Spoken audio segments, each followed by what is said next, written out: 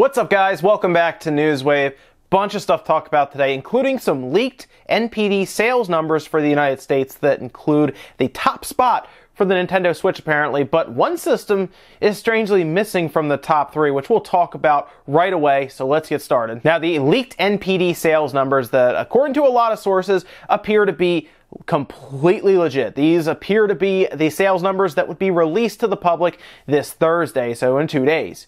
And it shows the Nintendo Switch is indeed at the top of the charts, starting there showing the Nintendo Switch with 222,000 units sold in the United States during the month of July. The PS4 right below that at 217,000, and then the 3DS at 105,000. We also learned that Splatoon 2 was number one at 332,000 units sold. These should all be physical units. The NPD does not generally track digital sales at all. For digital sales, we'll have to wait for Nintendo to give us their quarterly reports, where they pretty much just tell us a big lump sum of numbers for all of the different games, like we saw before where they were like, ARMS is this much, for example, Zelda's this much.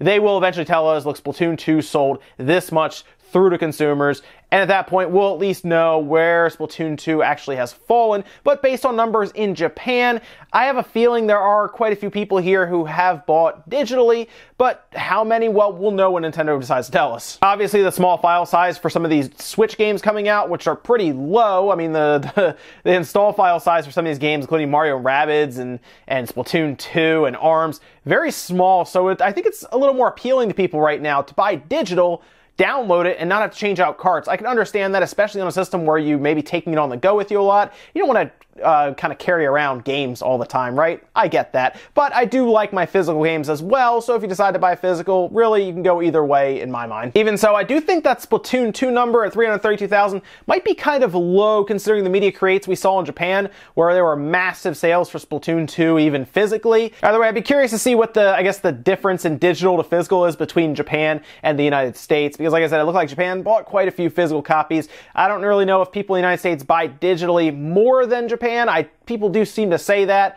Again, I would just have to see numbers on that. At least we know physically what has sold through the NPDs at 332,000 for Splatoon 2.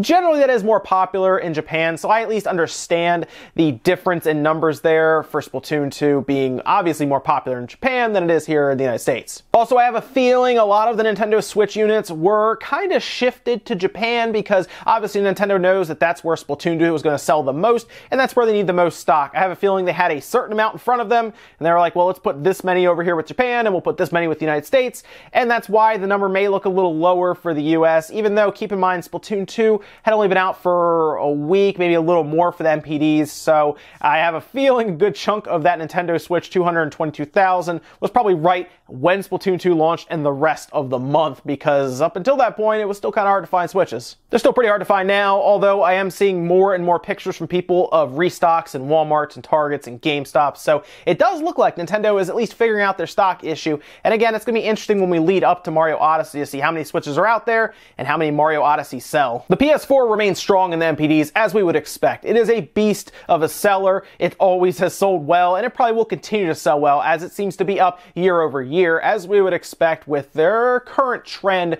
with the PlayStation 4, and the beginning of this year was pretty good for them. But the one system I was mentioning that seems to be missing off the top three is the Xbox One. Now, from what I have gathered from a lot of different people and sources, this leak seemed to report the top three. And the last one on there, the third one, is the 3DS at 105,000, which means the Xbox One may have come in under 100,000 units in July, which would be a problem considering, well, the Xbox One has not been underneath 100,000 units, I think, since 2014, so it's been a little while, and that's definitely not the direction Microsoft wants to go with their system. Now, of course, this is not confirmed right now. Maybe we'll find out, although I will say Microsoft is, they're pretty quiet with their numbers. They definitely don't go out there throwing numbers around like we see Sony throw numbers around, for example. Microsoft seems to be able to hide their numbers a little better. I'm sure when the Xbox One X comes out, it will probably sell out depending on how much there is stock-wise, and I'm sure we'll hear numbers then. You know, the Xbox One X, 1 million units in November or something like that.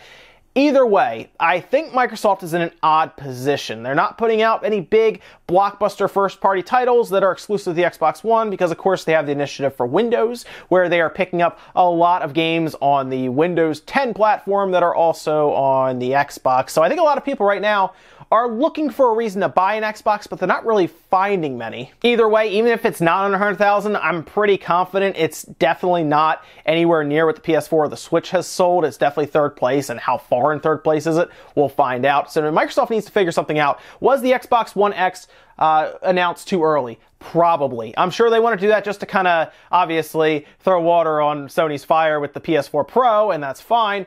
But you also may have slowed your own numbers this past year, and if that's something you're willing to eat, that's fine. I'm sure Microsoft doesn't care that much because, well, they have good bits of money. I think it's getting kind of obvious, though, that the Microsoft's Xbox brand, at least their division, has had some budget cuts because, well, they haven't really been out there doing a lot right now, right? I know they're waiting for the Xbox One X, but it's going to play the same game, so why not start announcing games now and get people excited for this ultra-powerful system that can only play the new Halo, for example? You know, you can't play it anywhere else. That's the one game that is at least still exclusive to the Xbox brand. For how long, I don't know at this point. But Thursday, we should know exact NPD numbers, and of course, I will talk to you guys about them on Friday as we go through the official numbers there are, and of course, any other software, and they'll rank all the different games. Should be interesting. Next up, let's talk about Rime on the Nintendo Switch. Now, of course, it's coming out much later than it did on the PS4, the Xbox One, and the PC. As we've already known, I've played it on the PS4, Evan's played it on the PC completely. And now we're waiting for it on the Switch, due to come out midway through November, and people have been wondering why it was delayed. People have come up with theories. However, the developers at Tequila Works have actually told us why it was delayed. And this is straight from Rime's producer, Cody Bradley, saying, "The decision to go multi-platform was made a few months before it was announced last year. At that time, work was only underway on the PC and Xbox versions of the game. The Switch SKU had not yet entered active development." Now, according to Bradley, they had to kind of make educated guesses for different parameters of the system and how it would run the game, for example. And when they did finally receive their development kit, they found out that some of their guesses were right and some of them were kind of wrong. And unfortunately, the game was not running how they would want it to on the Switch, so they had to make the choice to delay it. He went on to say, "Some of these predictions turned out to be right and some of them turned out to be wrong. Unfortunately, we didn't know that they were wrong until work started to wrap up earlier this year. The end result was that the port wasn't living up to our quality standards, and we made the decision to delay the Switch version while we figured out what it would take to get things to where they needed to be." And what's really interesting about this is this may sort of help to explain some of the reasons we're not seeing every game, or at least a lot of ports that should run on the Switch, well, go to the Switch. There's a good chance that a lot of these companies did not have development kits when they needed them in order to put these ports on the Switch, right? And there's also a chance that, well, they just didn't plan for the Switch because they didn't know, one, what was going to be in it, and two, what it would take to actually run the games on the Switch. It's very interesting to think that, well, some of these developers may just have not known what was going to be in the Switch, so they just decided not to develop for it right away, which tells me that more or less we'll see a lot more games year 2 than we did year 1, simply because, well, the companies know what's in it, they have developer kits, and they're probably already working on games now. Speaking of ports not coming to the Switch, there is this rumor going around right now, reported from Kotaku UK, from Laura Kate Dale, about Okami HD that is apparently being ported from, obviously, previous platforms. It was on the PS2, it was on the Wii. I definitely played it on the PS2 quite a bit. Great game, by the way. It's being ported, at this point, to the PS4 and the Xbox One by, of course, Capcom, who just loves their ports, right? That was also on the PS3 back in 2012, and I guess they figure, well, let's move it on up to the PS4 and the Xbox One. What's interesting here, though, is the rumor seems to be citing the possibility of physical copies being released, which would be kind of cool for collectors' sake, especially if they decide to add anything to the physical box, or in this case, add-ons. There's a lot of stuff you can do. Of course, I know what you're thinking. It's Capcom. Capcom seems to be associated heavily with laziness right now, so I don't blame you if you're thinking, well, it's probably just going to be a $40 game that comes out that is Okami HD for the Xbox One and the PS4, and strangely, no Switch, which is odd because that game would actually do really well on the Switch, considering you use a paintbrush that would actually do okay with kind of the motion controls that the Switch would give you. But I don't know. It's Capcom, right? Capcom being Capcom, as that phrase has already been coined on the internet. Now, while we're at it, let's talk about an actual original game that was announced, or at least teased. I'm talking about Bandai Namco's Project 1514 that apparently is being developed by Dimps, who also worked on Dragon Ball Xenoverse, for example, and Freedom Wars on the PlayStation Vita. Now, the trailer really did not show much at all. However, it did show the logo, accompanied by several bullet holes being shot around it. Kind of emphasized, I guess, gunplay in this case, but all they say was stay tuned. Stay tuned for more information. Gamescom is coming up. Tokyo Game Show is coming up. There's a couple places where they could announce it. I would hope Gamescom, because that teaser really didn't show anything, and now I'm curious. Whenever I see a new IP or an original game, I like to get some information, and we're kind of left without, well, much. Either way, we'll keep an eye on Project 1514 to let you guys know when any new gameplay or information or anything comes out about it, because we don't even know, honestly, at this point, what systems it's going to be on. And in our last bit of news, let's talk about the one Pokemon that has now shown up to Pokemon Go that people have been asking forever about. When are we going to finally get to capture this Pokemon? Of course, I'm talking about Mewtwo, the legendary Pokemon from Pokemon Red and Blue, only accompanied, maybe even overshadowed by the legendary Mew. And the other day, there was a Pokemon Go stadium show in their words. This was in Yokohama, and they had a full event where attendees could actually capture Mewtwo, which seems crazy when you go there, because that, of course, is supposed to be the legendary Pokemon that is uncontrollable and will just start destroying everything around him. But attendees were able to capture him, and now it looks like everyone else in the world will also get a chance to capture Mewtwo at some point. Now, how will you be able to capture Mewtwo? Well, we still don't know 100% for anyone, well, that was outside of that stadium. In this case, though, they're going to have, in their words, invite-only raids that you kind of enter into, and you have a chance to capture them. How? We don't know. All the developers at Niantic have said is it's coming in the next couple weeks, so be ready, and somehow I guess you'll be invited into a raid to where you can attempt to capture Mewtwo. Hopefully that means you don't have to have a ton of people in your neighboring area, because at this point, there's a lot of people just having a hard time completing a raid with 20 or so people to capture Articuno, Moltres, etc.